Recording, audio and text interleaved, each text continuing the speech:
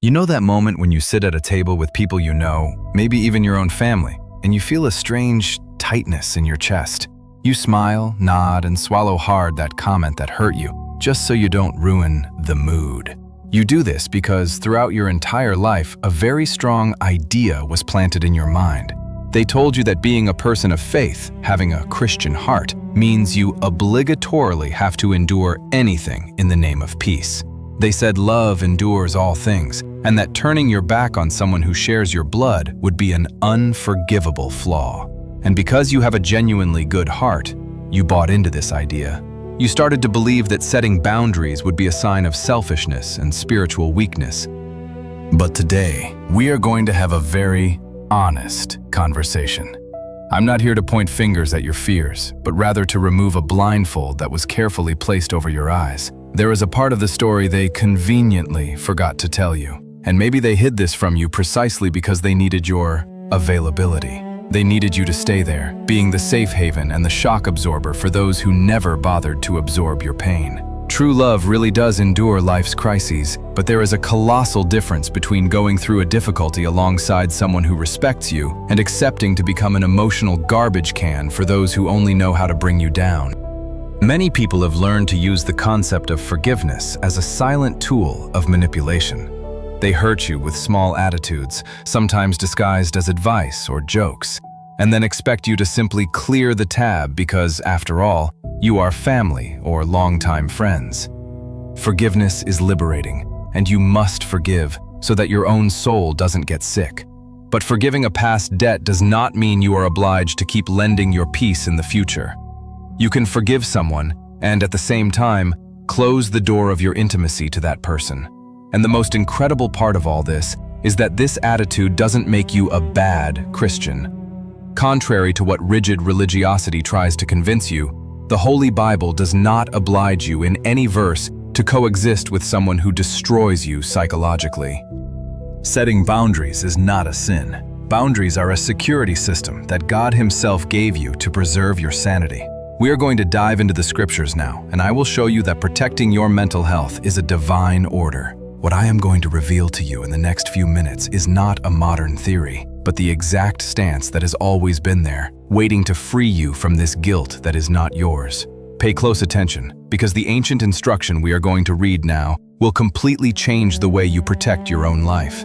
To understand the magnitude of this divine permission you have to walk away from toxic people, we need to look at what was written by the man considered the wisest to ever walk the earth, King Solomon. In the book of Proverbs, chapter 4, verse 23, he left an instruction that should be the absolute pillar of your mental health. He didn't tell you to guard your bank account, your wealth, or your reputation above all else.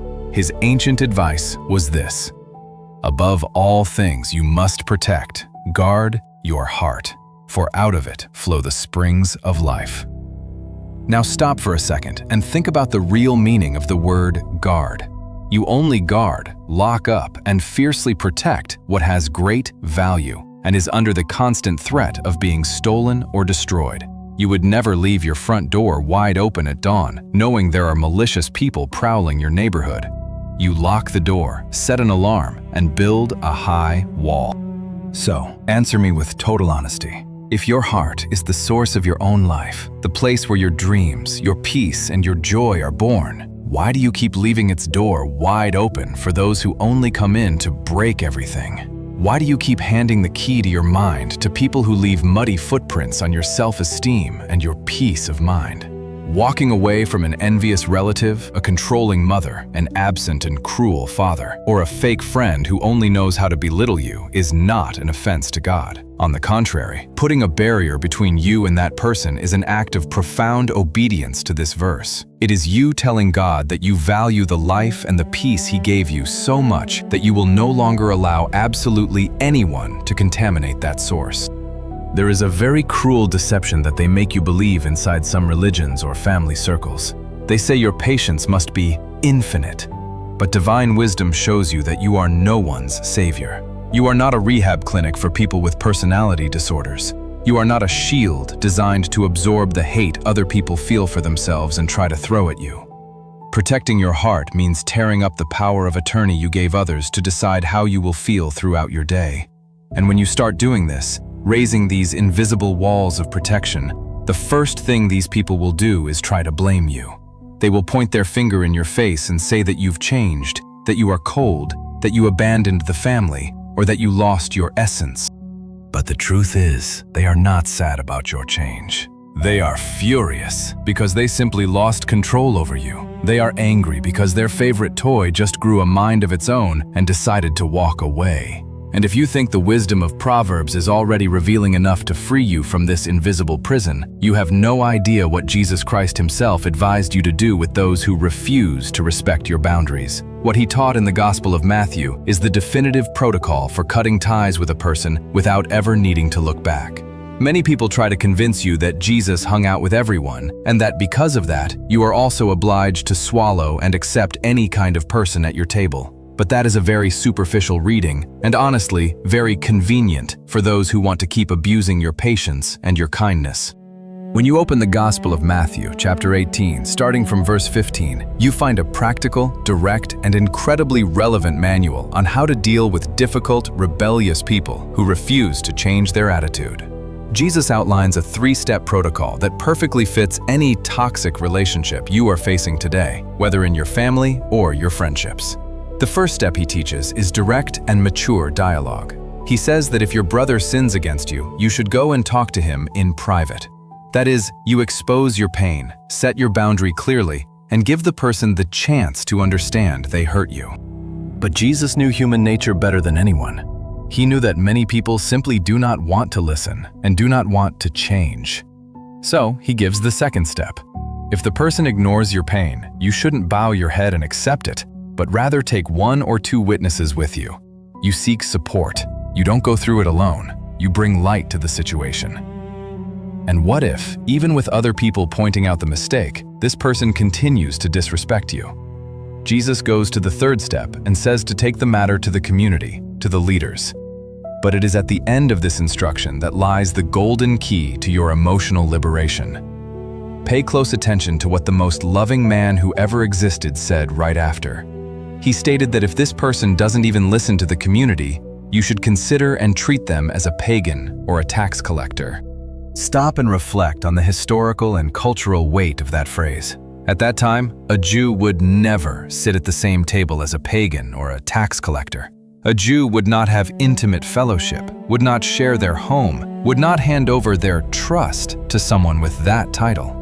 Jesus Christ, the very incarnation of love, was giving you documented authority to close the door. He was saying that if a person steps over your boundaries repeatedly, does not respect your pain, and refuses to change their harmful behavior, you do not need to keep acting as their doormat. You have heavenly permission to walk away, to cut that intimate bond, and to protect the sanctuary of your mind. Love is not blind to wickedness. Jesus loved everyone, but he didn't give his intimacy to everyone, and he definitely does not expect you to hand over your mental health to those who don't know what respect is. Often, the most crushing pressure and the most unjust demands come exactly from within your own home.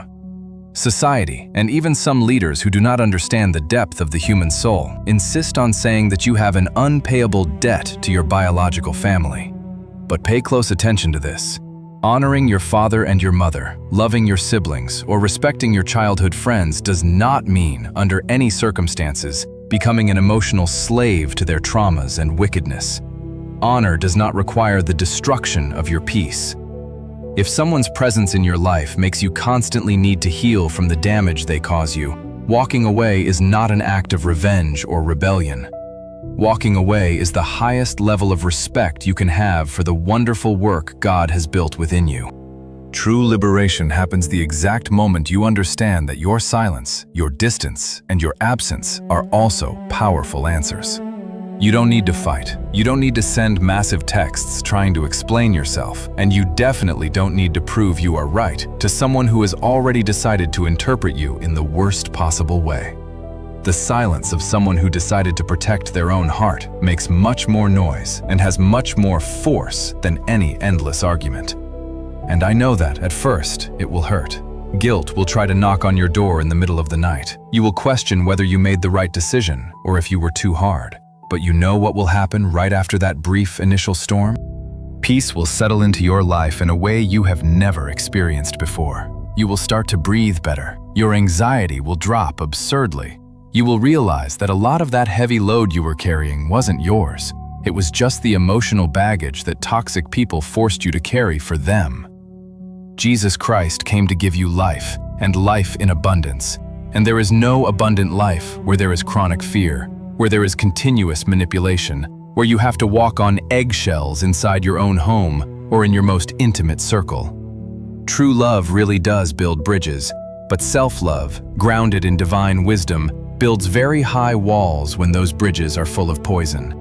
So from today on, lift your head, take that weight off your shoulders and breathe deep. You have the direct approval of the sacred scriptures to lock the door to your intimate life. Forgive those who hurt you so that your own heart becomes light and healed, but hand the key to your fellowship only to those who know how to honor your presence. If this message took a blindfold off your eyes today and ripped away a weight that has been crushing your chest for years, don't keep this just to yourself. I want to make a direct request to you right now. Subscribe to the channel here because we are going to keep breaking all these lies that paralyze your life and your faith. And most importantly, share this video right now. Send it exactly to that person you know is suffering in silence, trying to save a relationship that has already destroyed their mental health. Let's create a massive chain of liberation today. Stay in peace. Guard your heart very well, and I'll see you next time.